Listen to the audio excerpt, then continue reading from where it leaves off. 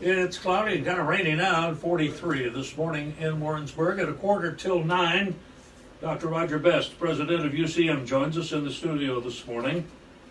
Not much going on with you now, is there? Pretty quiet, yeah. Unfortunately, in some ways it is really quiet with all the planning going on. And of course, this has been the week that students came back from spring break. We do have a number of students who stay here during spring break, both in our residence halls and in the local apartments. But we have about 1,800 residents or so live in our residence halls, and any number of them are no longer with us because we're going through some express checkout with our switch over to online classes. In fact, the report I got this morning, we had about 153 who were with us last night, and we expect some more to trickle in over this week. But we're doing what we call express checkout, which I mentioned, which allows students to come in and get their stuff in an appointment-based approach. And that way we can maintain the social distancing and make sure that we don't have too many people congregating at once. And, so we've had about 600 or so check out already, and maybe a little more than that. And the other 150 or so are sitting with us. We wanted to make sure that even though we're effectively closing down our classes and moving those to virtual, that we had space available for students who wanted to live with us, because for many of our students this is their primary residence and had nowhere safe to go from their perspective, and would have to find accommodations. So you had about 150, you say, of those? That stayed with us last night. We expect last night. We expect more today. Yeah, through the course of the week. So this week we've actually shut down pretty much all of our classes. We announced yesterday, in fact, that our flight operations have ceased through April 6th. Again, we're under a social distancing order from the governor, and it's kind of difficult to be in a cockpit with somebody else and maintain a 6-foot distance. So we are what we say is paused this week in most of our classes. We have a few practicum and clinicals that are still going on. They're agency related. But in terms of the actual classes that are traditional face-to-face, even our online classes, we paused everything this week so that we can get everybody spun up into online environment. How big of a problem will that be? Or is you pretty much got it covered here? Well, it's some of both, right? There's some challenges, of course, but we have a great team in place that's come up with a fantastic plan to move everybody into this virtual environment.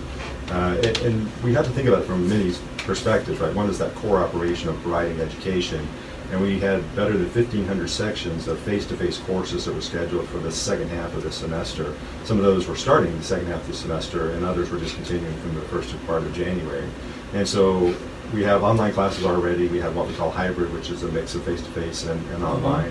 And so our real challenge was making sure that we could get those 1,500 classes into some sort of virtual environment. And I say virtual because it's not necessarily the traditional online approach you may think of with all of our classes, where there's stuff posted online and you go out and read it and you respond virtually that way. We'll have some video interaction and things like that our faculty are doing. So a lot of creativity will go into this. And one of our bigger concerns, we have two concerns with this. One is making sure our faculty who have never done virtual education, that they're able to accommodate this. So we have a lot of training sessions that are going on this week, and a lot of help. We posted stuff to our website for our faculty to be using. We have a common learning management system, we call it, LMS, and it's called Blackboard. That allows faculty to engage online with all of our students. All of our students in a class already have access to that. They're enrolled in it automatically. So our faculty will be using that as the primary platform, but they're already being very creative about some other platforms that are out there. We have Google Meet, for example, as part of our Google suite. We use Gmail as part of our suite. And so Google Meet's now been turned on for us, and Google's been helpful too for educational institutions to turn some additional features on. So we'll have any number of platforms we're using and faculty be engaged. So that's kind of our primary concern. Where will your professors be when they're doing these online? In their classroom, or can they do it from their home, or where? They can do it remotely. So wherever they are. As of yesterday, we instituted a remote work procedure. We typically don't allow for that in the truest sense for our employees. And so we issued some guidelines on remote work and identified the parameters under which you can do that. So our faculty, if they are offering education that's remote to students, then they, of course, could be remote themselves. Our guidelines are, if you have the equipment, everything you need to work in a remote location, you're certainly welcome to do that. If you need to come to campus to access technology or have access to equipment, then you're allowed to do that as well. You have a Board of Governors meeting coming up Thursday.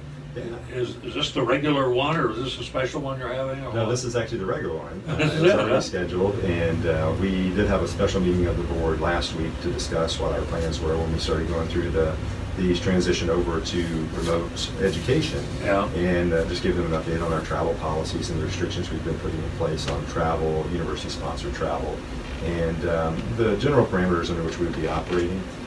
So the one this next week, or this current week, was actually already scheduled. And Yeah. there wasn't, until recently, there wasn't a lot of business to be conducted, and so we had already moved that to a one-day meeting.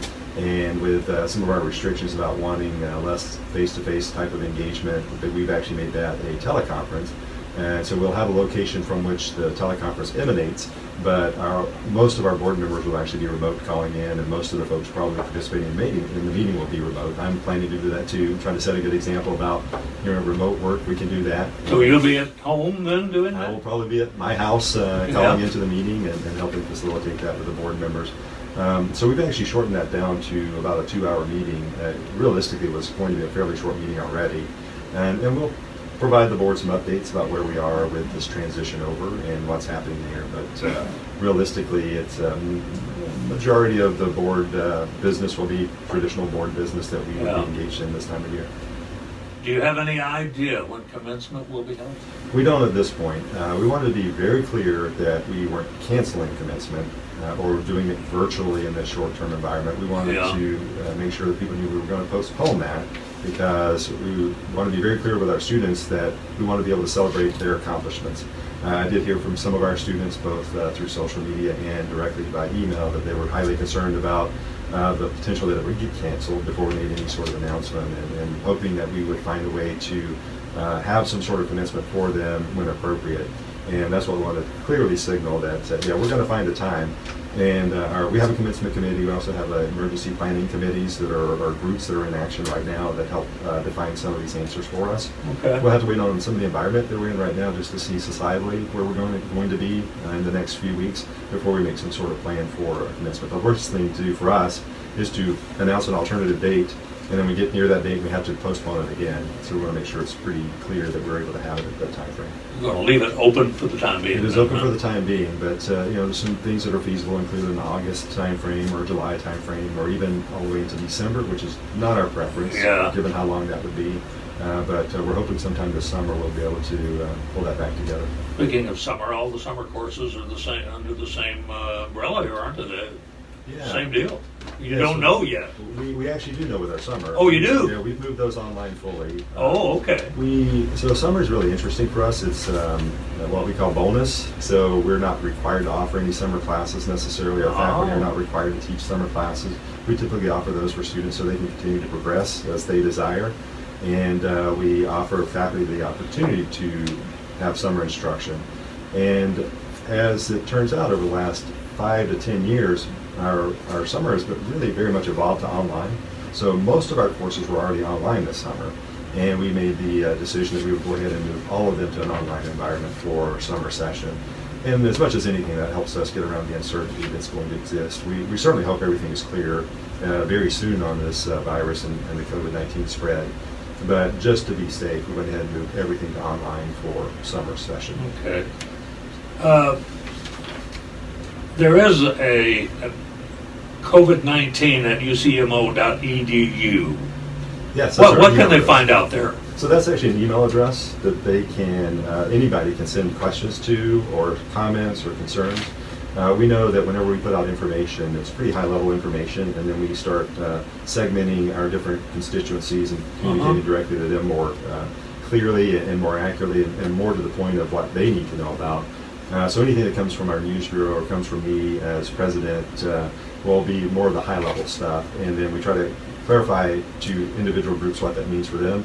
But we know sometimes we don't answer all questions. So this is a way, whoever it is, students, faculty, staff, members of the community can send an email and ask for clarification or ask questions. Oh, okay. And so our work groups in the background, we have one group that's responding to these, and they try to respond to each communication within 24 hours. And they're also compiling a list of frequently asked questions, so that if we're getting a pattern of questions where we've not communicated something as clearly, or it's not something we normally put out in our communication flow, we're actually going to be posting those to our website. So our website, where people can go check to see where we are, is actually ucmo.edu/coronavirus. So if you just go to that site, right now it's just populated with all of the communications that we've sent out to campus by date, but we're transitioning that over to more of a compendium of here's what we're actually doing, here's how we're operating, and here's a list of frequently asked questions. We do have an Ask a Question button already on that site, and we also have some links for resources for faculty and resources for students as we move to this online environment. I would think that would get used quite a bit.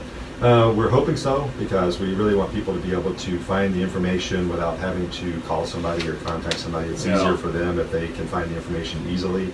And we've been putting a lot of time and effort this week into revising that website so that it is easy to find stuff and actually useful for people who want to go there and check. What about all the employees and staff at the university? Are any of those out of a job right now, or have you got everybody at work? So we have everybody at work in one sense. So people are allowed to work remotely if it's feasible. We also provided an additional 96 hours of personal leave for people starting yesterday through the end of summer.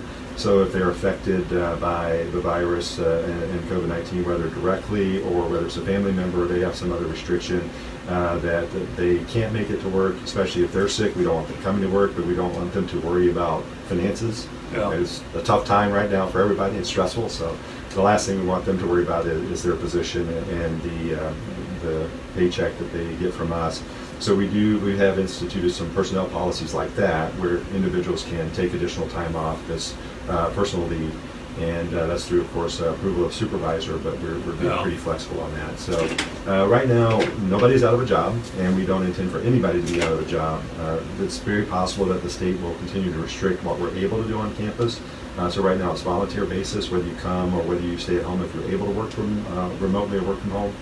And we may have to transition that to mandatory based on any edicts from the governor and or the commissioner for higher education. Like mandatory, you stay at home. Exactly, or mandatory closures, those things. Okay. So if we move to that model, we will have an essential personnel list that these are the folks who are allowed to come to campus and maybe even required to come to campus for various functions. And then everyone else will be expected to work remotely. And if we have a few individuals who can't work remotely because of the nature of their job, and we don't define them as essential personnel, we'll make sure that they're taken care of as well. Okay, so nobody's going to get hurt a lot here. Some will get hurt a little. No, that's our plan. We certainly have a lot of concern for our students and making sure that the education we provide is fair to them and equitable for them and good quality. But we also have a lot of concern for our faculty and staff. We don't want them just unnecessarily putting themselves at risk.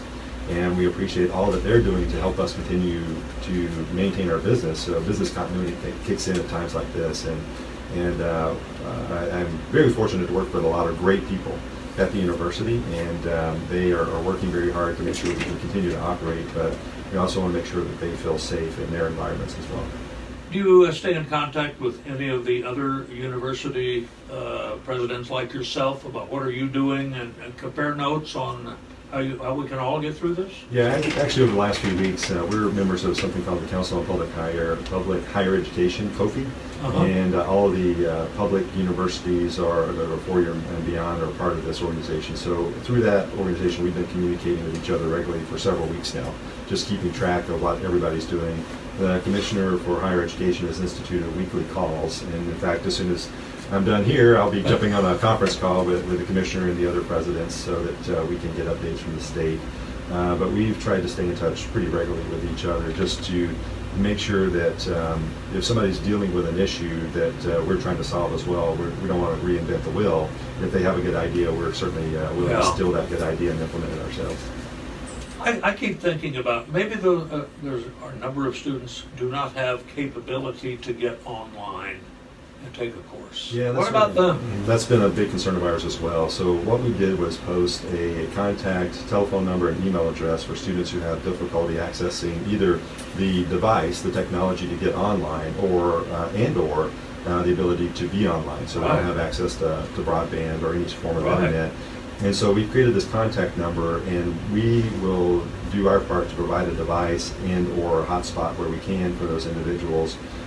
Those individuals who live with us on campus, we have labs open for them to come into the labs, but anybody who's remote, so we have that capability for them to contact us by telephone and or email address. and to let us know what they need, and we'll do our part to try to get it to them. Okay, so nobody's gonna get left out here, we hope. That's our plan. We're very concerned about that. And we're being pretty Yeah. generous with our withdrawal dates, so we've extended our withdrawal date from classes, and we'll work with students individually if they have Yeah. any specific issues that aren't the population as a whole, but they need some help. We're going to be working with them very, very closely, as long as they contact us and let us know. You're not gonna extend the last day of class? We're not at this point, so we are not in operation this week in terms of classes, but that just means we lose a week of the semester. We'll still meet all of our guidelines for achieving outcomes and the number of hours we're supposed to engage students. Okay. We normally have snow days built in and things like that aren't officially built in, but we usually lose some days for snow and stuff. Yeah. So it's not unlike that in the sense that, yes, we've lost this week in terms of instruction, but it would be very similar to a weather event where we have to adjust and modify and move forward with what we have left in terms of the semester. Sounds like you pretty much got it covered right now, at least, I think. We're doing our best, but we certainly are appreciative of the community and understand the impact our decisions have on the community. So do know that for community members, particularly our business owners, keep an eye on resources as provided by Johnson County Economic Development Corps, the Lawrenceburg Chamber, and the federal legislation that was passed last year to assist small businesses that have been harmed by this virus. And that would include a lot of our local community with our students not being here. Anything else, Roger, or I've covered? No, it's great to be in a community where we have great medical resources. Western Missouri Medical yeah. Center has done a great job. Well, they have. Very impressed with those guys and the partnership we have there. And I just want to say thanks to all the people I'm working with that are working a lot of hours right now to make all of this happen. And we appreciate the role that you're doing in helping spread the word in the community of what's happening and resources that are available. Thank you, Roger. Yep, thank you. Dr. Roger Best, President of UCM, guesting with us on Johnson County today.